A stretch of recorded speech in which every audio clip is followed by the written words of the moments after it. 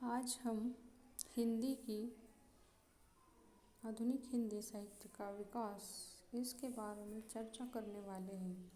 और आज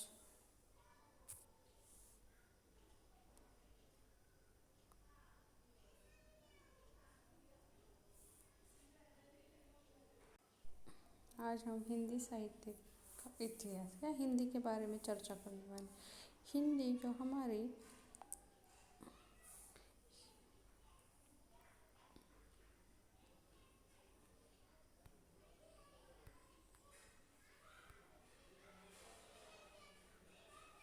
हिंदी जो हमारी भाषा है वह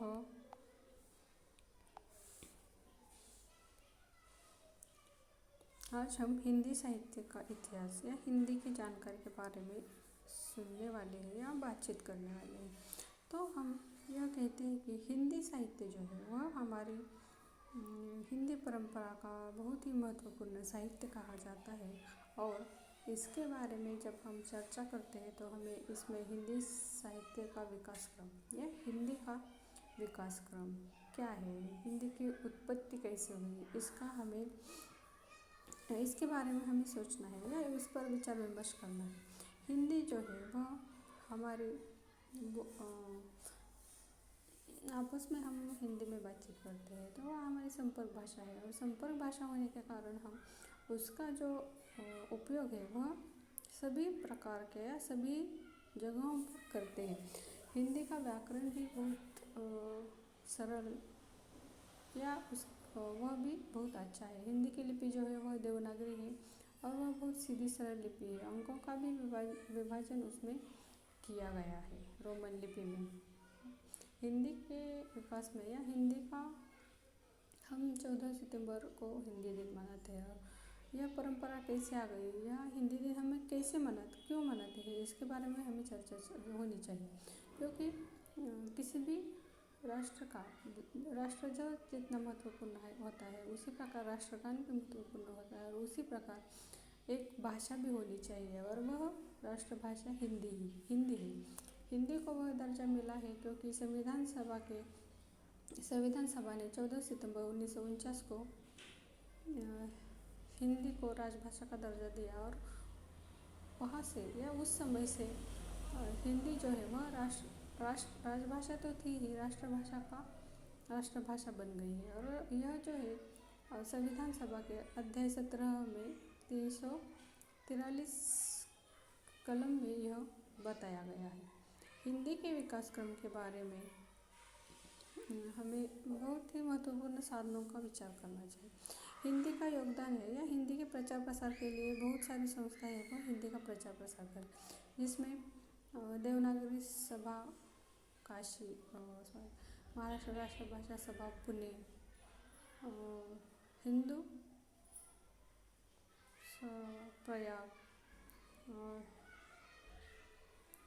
काशी जैसे अनेक संस्थाएं हैं वो हिंदी के प्रचार प्रसार में अपना योगदान दे रहे हैं।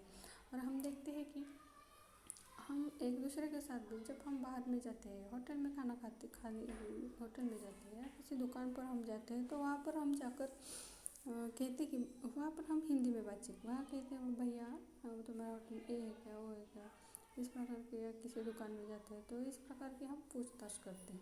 तो हम भी हिंदी के प्रचार प्रसार में कहीं ना कहीं योगदान दे रहे हैं। हिंदी का यह जो योगदान है बहुत हिंदी के बारे में महत्वपूर्ण है। कश्मीर से कर कन्याकुमारी तक, कच्छ से लेकर पूर्व तक सभी जगहों पर हिंदी भाषा बोली जाती है। हिंदी को 15 साल की अवधि दी गई थी और वह 15 साल की अवधि 1965 में पूरी हो जाती है। लेकिन तब हिंदी राष्ट्रभाषा नहीं बनी क्योंकि वहाँ पर उसे अंग्रेज़ी का मुकाबला करना पड़ा। क्योंकि अंग्रेज़ी उस वक्त बहुत चलती थी या अंग्रेज़ी में बहुत सारा कारोबार होता था। न्यायालय या ऑफिस के कामकाज अंग्रेज़ी में होते थे। लेकिन अंग्रेज़ी की सीमा समाप्त नहीं हुई, वह चली गई। और इसी कारण हिंदी को राष्ट्रभाषा का दर्जा मिला। लेकिन उसी प्रकार वो व्यवहार में नहीं लाई गई क्योंकि हम देखते हैं कि आज भी कोर्ट कानून अंग्रेज़ी में चलते हैं या उसके बारे में हमें बातचीत करनी पड़ती है। लेकिन हम जो है वह इस प्रकार नहीं सोचते कि हिंदी का जो व्याकरण है या हिंदी जो है वह अंग्रेजी से, बहुत सारे लोग हिंदी को समझते हैं लेकिन ऐसे कम लोग हैं या कम लोग हिंदी को, ऐसे लोग हैं जो अंग्रेजी को नहीं समझते लेकिन हिंदी को समझते हो। हिंदी बोलचाल की भाषा है, आदान प्रदान की भाषा है और इसी कारण हिंदी को राष्ट्रभाषा का दर्जा मिल गया है। लेकिन वह अंतर्राष्ट्रीय भाषा कब बनेगी या ऐसा लगता है कि वह अंतर्राष्ट्रीय भाषा बन सकती है या बनेगी। हम देखते हैं कि हिंदी साहित्य का जो इतिहास है उसमें आधुनिक काल, आदिकाल, भक्तिकाल, रीतिकाल और आधुनिक काल, इसमें जो है आदिकाल की समय सीमा 1050 से 1375, भक्तिकाल की सीमा 1375 से 1700, रीतिकाल की सीमा 1700 से 1900 और आधुनिक काल 1900 से अब तक इसकी समय सीमा है। और इस समय सीमा में हम देखते हैं कि आदिकाल में अमीर खुसरो, कबीर, ऐसे कवि थे। अमीर खुसरो ने अपने साहित्य में